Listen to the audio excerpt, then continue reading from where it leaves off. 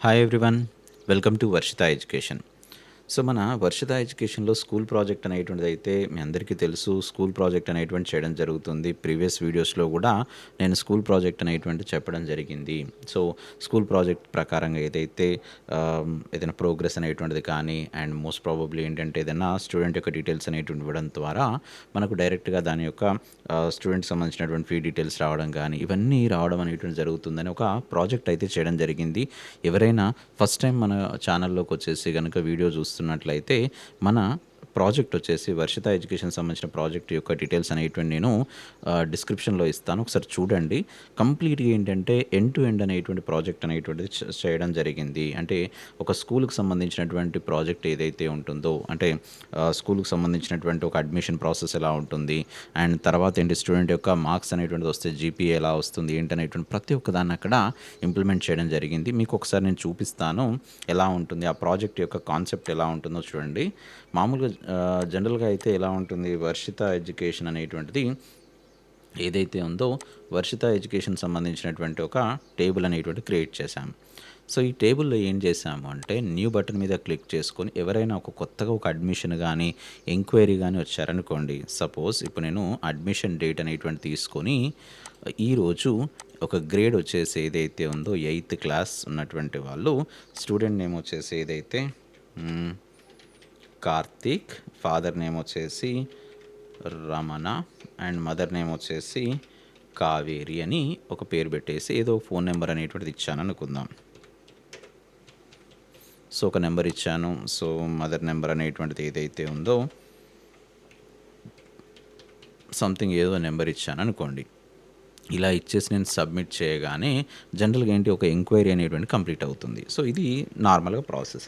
అయితే ఇదే నార్మల్‌గా ప్రాసెస్ అడ్మిషన్ నెంబర్ నేను 1007 బేస్ చేసుకొని ఏం చేయొచ్చు అడ్మిషన్ ప్రాసెస్ అనేటువంటిది కూడా చేయొచ్చు. సో, కాబట్టి అడ్మిషన్ అనేటువంటి టేబుల్‌ని కూడా మనం క్రియేట్ చేసుకొని ఏం చేసాము అంటే అడ్మిషన్ క్రియేట్ చేశాం. సో, అది కూడా మీకు నేను చూపిస్తాను. అడ్మిషన్ నెంబర్ ఏంటి ఇక్కడ అంటే అడ్మిషన్ నెంబర్ అంటే రెఫరెన్స్ నెంబర్ జనరల్‌గా చెప్పాలంటే రెఫరెన్స్ నెంబర్. దీన్ని బేస్ చేసుకోగానే మనకు కామెంట్స్ అనేటువంటిది ఏదైతే ఉన్నాయో సో, టెస్టింగ్ అనేటువంటిది అన్నాను అనేసి పర్పస్ ఆఫ్ జాయిన్ అనేటువంటిది ఏదైతే ఉందో జస్ట్ లైక్ క్లాసెస్ ప్రకారంగా జాయిన్ అవుతున్నారు. ఫీ వచ్చేసి ఏదైతే ఉందో సో, 5000 అన్నాను లేదా 50,000 అన్నారనుకోండి. సో, న్యూ జాయినీ అన్నారు అనేసి ఇతను వచ్చేసి ఏంటంటే నియర్ మార్కెట్ అందాం. స్కూల్ వచ్చేసి డాన్ బాస్కో స్కూల్ అన్నాము. అడ్రస్ వచ్చేసి ఏదైతే ఉందో 1-1-1 అన్నాను. సో, పిన్ కోడ్ ఏదైతే ఉందో సపోజ్ నేను 2 అనేటువంటిది ఇవ్వగానే అంటే 505002 అని ఇవ్వగానే డీటెయిల్స్ అనేటువంటిది వచ్చేసాయి. ఇలా వచ్చేసిన తర్వాత ఏంటి సబ్మిట్ చేశారు. ఈ రికార్డ్ కూడా సబ్మిట్ అయిపోయింది అనుకోండి. ఇలా ఒక అడ్మిషన్ ప్రాసెస్ వరకు వచ్చింది. అడ్మిషన్ ప్రాసెస్ ప్రకారం వచ్చిన తర్వాత నెక్స్ట్ ఏంటి మరి ఇతని యొక్క స్టూడెంట్ యొక్క డీటెయిల్స్ అనేటువంటిది ప్రోగ్రెస్ అనేటువంటిది కూడా ఎంటర్ చేయాలి కదా. సో, స్టూడెంట్ యొక్క ప్రోగ్రెస్ అనేటువంటి మొత్తాన్ని కూడా ఎంట్రీ చేయడం కోసం సో, న్యూ బటన్ మీద క్లిక్ చేసుకొని ఒక్కసారి చూడండి. ఇక్కడ నేను ఏదైతే స్టూడెంట్ తీసుకుంటానో సో, స్టూడెంట్ వచ్చేసి ఈ స్టూడెంట్ తీసుకోగానే ఇమ్మీడియేట్‌గా అతని యొక్క డీటెయిల్స్ అన్నీ ఇక్కడికి వచ్చేసాయి మనకు. అండ్ డీటెయిల్స్ అనేటువంటివి రావడంతో పాటుగా ఒకవేళ గనక నేను ఇతని యొక్క మార్క్స్ ఎంటర్ చేస్తున్నాను అనుకోండి. సో, ఇక్కడ 35 అని అన్నాను అండ్ ఇక్కడ 96 అన్నాను. ఇలా మనం మార్క్స్ అనేటువంటిది కానీ ఇవన్నీ ఎంటర్ చేసుకొని సో, ఇక్కడ టోటల్ అనేటువంటిది ఆటోమేటిక్‌గా పాపులేట్ అయ్యేటట్టుగా కూడా చేసుకోవచ్చు. సో, ఇలా మనకు కామన్‌గా ఏంటంటే డీటెయిల్స్ అనేటువంటిది ఎంట్రీ చేసుకొని దాని యొక్క రిజల్ట్ అనేటువంటిది వచ్చేటట్టుగా చేసుకోవచ్చు. అండ్ ఇదే కాకుండా స్టూడెంట్ యొక్క ఫీ డీటెయిల్స్ అనేటువంటిది కూడా ఎంట్రీ చేయొచ్చు. ఫీ డీటెయిల్స్ అంటే ఏంటి? సపోజ్ ఏదైనా స్టూడెంట్ ఇప్పుడు ఏదైతే 8థ్ క్లాస్ ఉన్నటువంటి స్టూడెంట్ ఎవరైతే ఉన్నారో కార్తీక్ ఉన్నారో, ఇప్పుడు ఈ కార్తీక్ సంబంధించినటువంటి ఫీ డీటెయిల్స్ ఎంటర్ చేస్తున్నాననుకోండి. సో, ఇతను ఎట్ ఎ టైమ్ పే చేస్తున్నారా అంటే ఎట్ ఎ టైమ్ సో, ఆ ఫీ అనేటువంటిది రిఫ్లెక్ట్ అయింది. ఇది ఎక్కడ వచ్చింది అంటే బ్యాక్ ఎండ్‌లో 8థ్ క్లాస్‌కి ఎంత ఫీ అనేటువంటిది ఉంది అనేటువంటిది డిసైడ్ చేయడం జరుగుతుంది. లేదు ఇన్‌స్టాల్‌మెంట్స్ ప్రకారంగా పే చేస్తారు అనుకుంటే టర్మ్ వైస్‌గా పే చేస్తారు అంటే డివిజన్ వచ్చేసింది. లేదు మంత్లీ వైస్‌గా అంటే మంత్ వైస్ డివిజన్స్ అనేటువంటివి రావడం జరిగింది. సరే ఏదో ఒక రికార్డ్ అనేటువంటిది మనం క్రియేట్ చేసుకున్నాం అనుకోని సబ్మిట్ అన్నామనుకోండి. ఇంతవరకు బానే ఉందండి. ఇదన్నీ మామూలుగా ఇది ప్రాజెక్ట్‌లో చేసిందే కదా సార్ పెద్దగా ప్రాబ్లమ్ ఏమి ఉండదు కదా అంటే ఆఫ్‌కోర్స్ ఫీ రిసిప్ట్స్ అనేటువంటి దాని ప్రకారంగా వెళ్తే కూడా మనం ఫీ రిసిప్ట్ కూడా సపోజ్ ఒక ఆ పేరెంట్ ఎవరైతే ఉన్నారో అమౌంట్ అనేటువంటి పే చేస్తున్నారనుకోండి. సో, 1007 ప్రకారంగా కార్తీక్ అని వచ్చింది. ఇన్‌స్టాల్‌మెంట్ వచ్చేసి టర్మ్ వైస్‌గా పే చేస్తున్నారు. పేమెంట్ వచ్చేసి క్యాష్ అనేటువంటిది ఒక 5,000 రూపీస్ ఏదైతే ఉందో పేమెంట్ చేశారనుకోండి. 5,000 వచ్చేసింది. సింపుల్‌గా సబ్మిట్ అన్నారనుకోండి.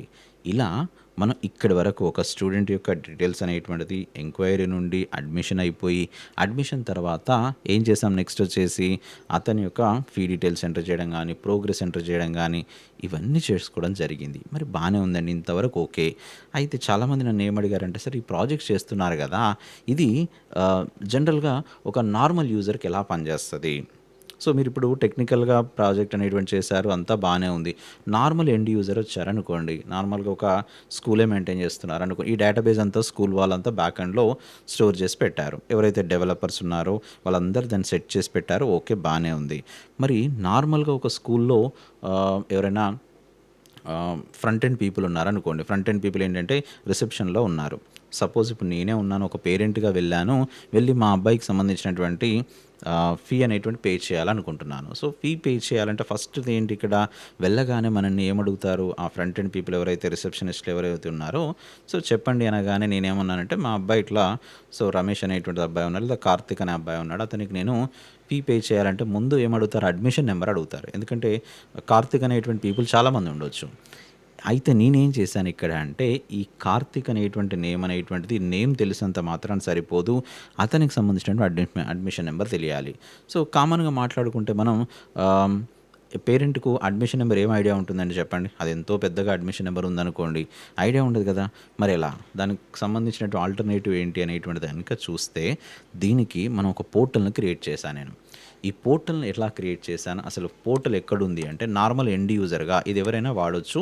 ఇప్పుడు నేను కామన్‌గా నా యూఆర్ఎల్‌లోకెళ్ళి ఎస్‌టిపి అనే ఎక్స్‌టెన్షన్ ఇచ్చాను. సో, స్టూడెంట్ ప్రోగ్రెస్ అనేటువంటి దానికి ఒక షార్ట్ ఫార్మ్ ఇచ్చి ఓపెన్ చేయగానే ఇది సపోజ్ వర్షిత ఎడ్యుకేషన్ సంబంధించిన ఒక స్కూల్ అనుకుందాం.